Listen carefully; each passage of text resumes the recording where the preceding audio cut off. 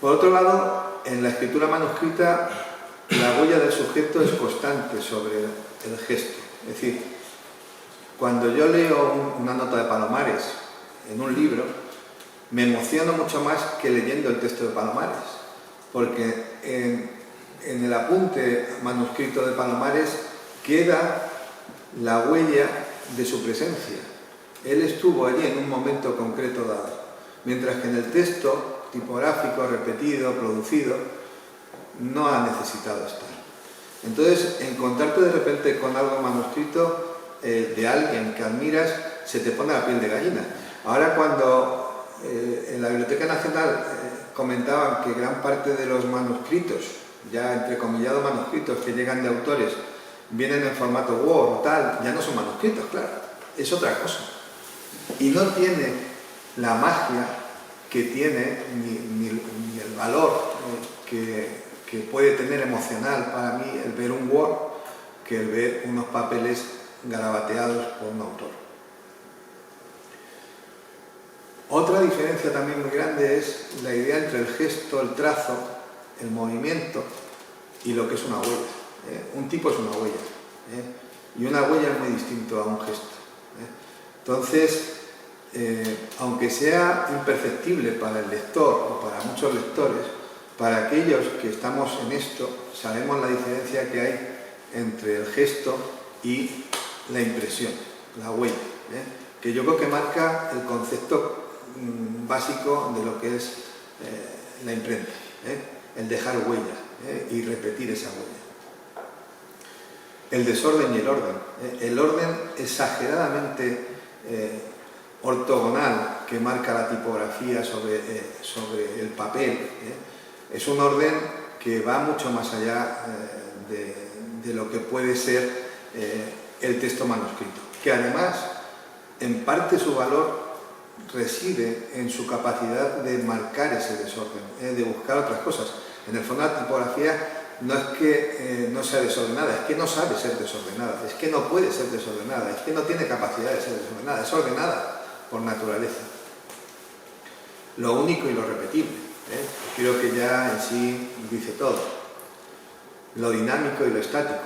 En tipografía funcionamos con piezas que son paralelepípedos, que organizan, igual que ocurre con la pantalla del ordenador, que es un espacio pixelado, un espacio que ya de por sí está dirigido por horizontales y verticales, mientras que el dinamismo de una mano va mucho más allá de esa constricción que tiene lo tipográfico. Lo subjetivo y lo objetivo. En el fondo lo tipográfico es un objeto, y es un objeto que al ser objeto objetiva aquello que toca, lo convierte en algo neutro. Por eso la distancia que puedo tener de un texto, que me permite que el texto funcione per se, sin necesidad de mí como sujeto. Sin embargo, un texto manuscrito inevitablemente lleva al sujeto que lo escribe atado a sí mismo. Es como la sombra que va a perseguir siempre a ese gesto. Lo natural y lo artificial. El mundo de...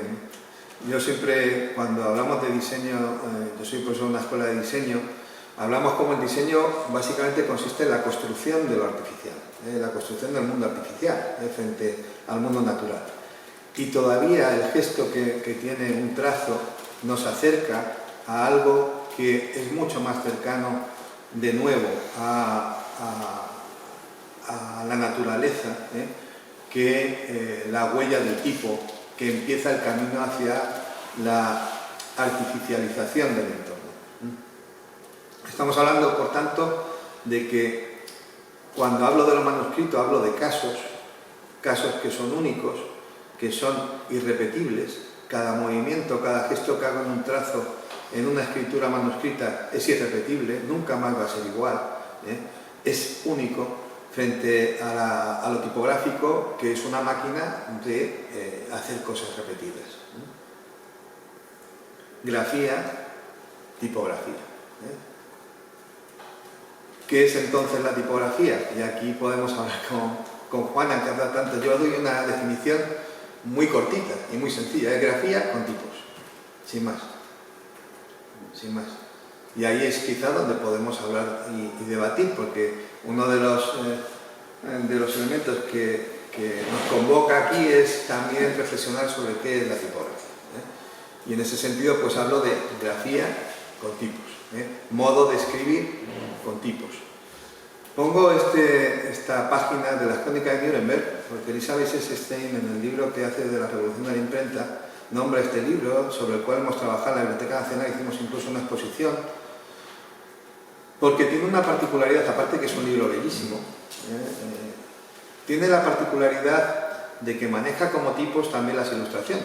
Son silografías que con un conjunto de silografías de aproximadamente, no sé si tenía, no me acuerdo de las cifras, pero imaginémonos, por decir unas cifras, que manejara 300 silografías.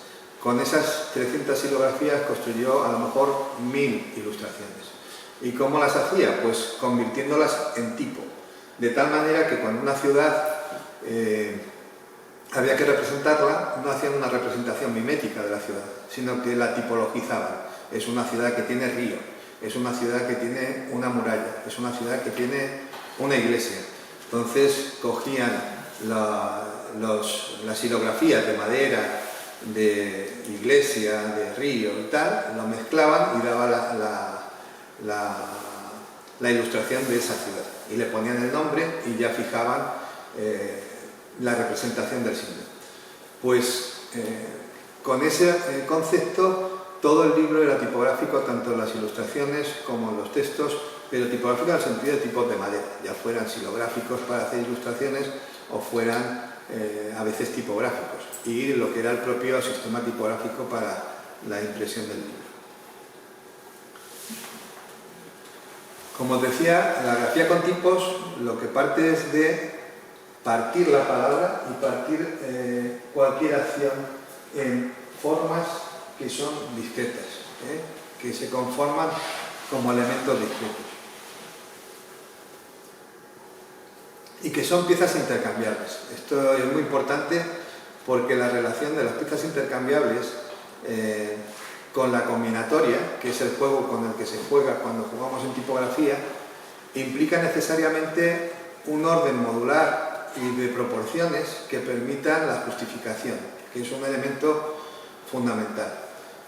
Decía yo que cuando se trabaja sobre tipografía construyendo la forma del signo antes que comprendiendo la forma del cuerpo, lo que ocurre es que luego es muy difícil llevarlo al cuerpo, porque no estás trabajando en función del sistema, sino en función del manuscrito o la caligrafía. Cuando tú trabajas a partir de tener la estructura del sistema, te obliga a que las letras se acoplen, o los signos, cualquier signo que hagas, se acoplen a ese sistema. Y de hecho, cuando Aldo Manocchio hace la tipografía cursiva que va a caracterizarle, notas que hay una gran diferencia con las cancillerescas de la época, y la aldina podríamos decir que se diferencia muchísimo de una caligrafía. Y cuando lo ves, ¿en qué se diferencia básicamente? En los límites y en la discreción. Es decir, por un lado están separadas las letras, y cuando cogías pues, una cancilleresca romana manuscrita de la época hay más enlaces, y también en la imposibilidad de sobrepasar los límites y cortar las ascendentes, cortar las descendentes, estrechar las letras a la necesidad de su sistema modular, que es el tipo. Y entonces la letra cambia, y puedes entender que es una letra tipográfica basada en una letra manuscrita, porque está atendiendo con mucha claridad a los límites, incluso en la altura del ojo, que es diferente al ojo que puede hacer a lo mejor un calígrafo.